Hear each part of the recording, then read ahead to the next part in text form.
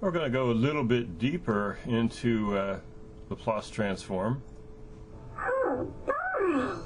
So some other operational properties like derivatives, something called convolutions, which we'll describe later, and the transform of an integral, as well as the transform of periodic functions. So this first section is called the derivatives of transforms, but you could also say, what is it like if you multiply a function by t to the n and then find the transform of that? So check out the following. If n is equal to 1, then notice, t to the 1 in other words, notice the derivative of f of s, the transform of some function, is the derivative of the integral from from 0 to infinity of e to the negative st times that function dt. And of course, you know how you can differentiate an integral, or you can integrate a differential. That's okay too, a derivative. And so we're going to factor this inside and take the derivative of, with respect to s, e to the negative st. Of course, e to the negative st has as its derivative, so this is a function of s, so t times e,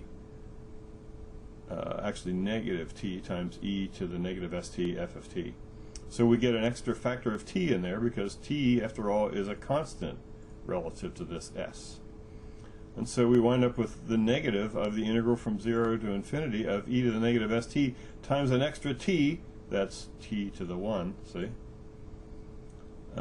times f of t dt. So, in other words, the derivative of a transform of a function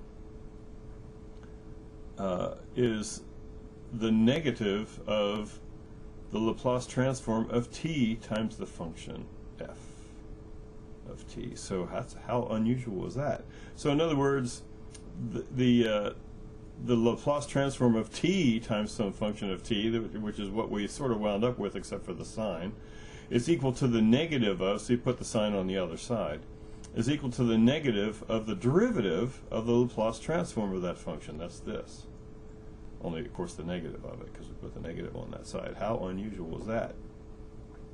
And we could easily use that same principle to find the derivative, or sorry, the Laplace transform of t squared times f of t, since that would be the Laplace transform of t times f of t, which would be negative the derivative with respect to s of negative the derivative with respect to s of L of f of t, which is positive the second derivative of L of f of t.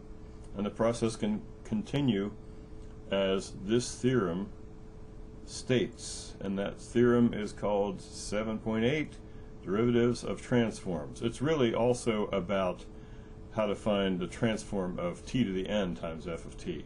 So it's kind of both things at once. So if f of s equals the Laplace transform of f of t, and n is 1, 2, 3, etc., any number in particular, then the Laplace transform of t to the n times f of t is negative 1 to the n. That way we pick up the proper sign.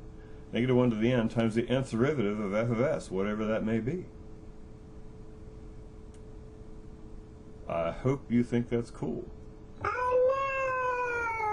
Oh, well, I was hoping you would think it was cool.